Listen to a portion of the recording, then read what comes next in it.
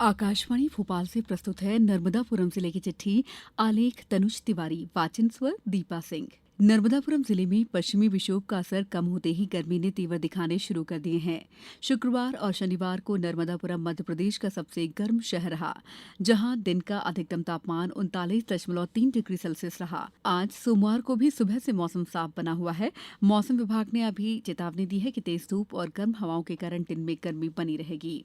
नर्मदापुरम जिले में 145 केंद्रों पर समर्थन मूल्य पर गेहूं खरीदी 9 अप्रैल से शुरू हो गई है। शुरुआती चरण में पहले दिन नर्मदापुरम, इटारसी और वनखेड़ी सहित 5 प्रमुख केंद्रों पर तुलाई शुरू की गई।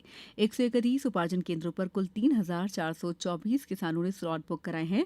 स्लॉट बुकिंग में किसानों का रुझान तेजी से बढ़ रहा है। जिले में कुल 53,700 से अधिक किसानों ने पंजीयन कराया है, जिससे इस बार खरीदी में बड़ी भागीदारी देखने को मिल रही है। नर्मदापुरम जिले में 9 से 23 अप्रैल तक 8वां पोषण पखवाड़ा जीवन के पहले 6 वर्षों में मस्तिष्क का अधिकतम विकास थीम के साथ मनाया जा रहा है। इसका उद्देश्य कुपोषण को कम करना और स्वस्थ जीवन शैली को बढ़ावा देना है। महिला और बाल विकास विभाग के निर्देशन में आंगनबाड़ी केंद्रों पर पोषण मेला, रेसिपी प्रतियोगिता और जागरूकता गतिविधियां आयोजित की जा रही हैं। इनमें गर्भवती महिलाओं, धात्री माताओं और बच्चों की माताओं को संतुलित आहार, स्तनपान, पूरक आहार, एनीमिया रोकथाम और स्वच्छता की जानकारी दी जा रही है।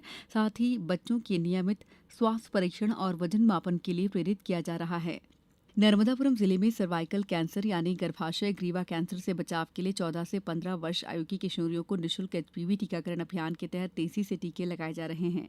जिले में जलगंगा संवर्धन अभियान 2026 की शुरुआत जन भागीदारी के साथ की गई। इस अभियान के तहत जल संरक्षण और संवर्धन की जारी गतिविधियों में पुरानी जल संरचनाओं के पुनर्जीवन, नदियों और जल स्रोतों की साफ सफाई, गहरीकरण और जल संचयन बढ़ाने के कार्य किए जा रहे हैं।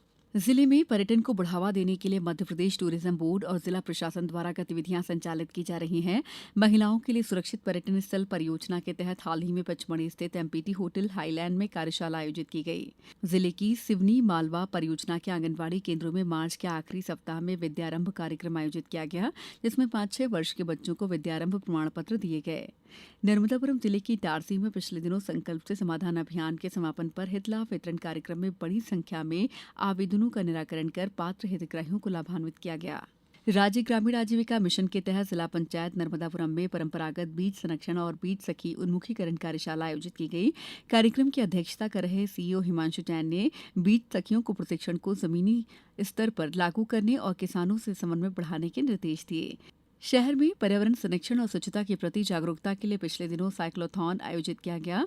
नगर पालिका परिसर से शुरू हुई रैली में बच्चों, युवाओं और बुजुर्गों ने उत्साह से हिस्सा लिया, क्लीन नर्मदापुरम और स्वस्थ जीवन शैली का संदेश दिया। रैली के समापन पर प्रतिभागियों को पुरस्कार वितरित किए गए। लकी ड्रॉ के जरिए 19 प्रतिभागियों को साइकिल, स्मार्ट वॉच और खेल सामग्री दी गई। पिछले सप्ताह नर्मदापुरम जिले के माखन नगर में माखनलाल चतुर्वेदी की जयंती और माखन नगर गौरव दिवस पर आयोजित कवि सम्मेलन में प्रदेश के सहकारिता और खेल युवा कल्याण मंत्री विश्वास कैलाश सारंग शामिल हुए।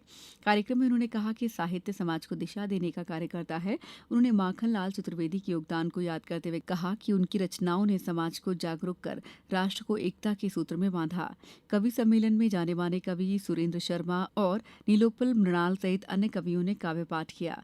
जिले में जनगणना 2027 की तैयारियां तेज हो गई हैं। माखननगर, शिवपुर, सिवनी, मालवा और नर्मदापुरम नगर में प्रगणकों और पर्यवेक्षकों का प्रशिक्षण चल रहा है। बाबा साहब आम्बेडकर की जयंती के उपलक्ष्य में जिले में 14 अप्रैल तक जिला मुख्यालय सहित सभी विकासखंडों में विभिन्न कार्यक्रम आयोजित किए जा रहे हैं। जिले भर में आयोजित हितग्राही सम्मेलन में बड़ी संख्या में आमजन की सहभागिता भी हो रही है। जिले की चिट्ठी समाप्त।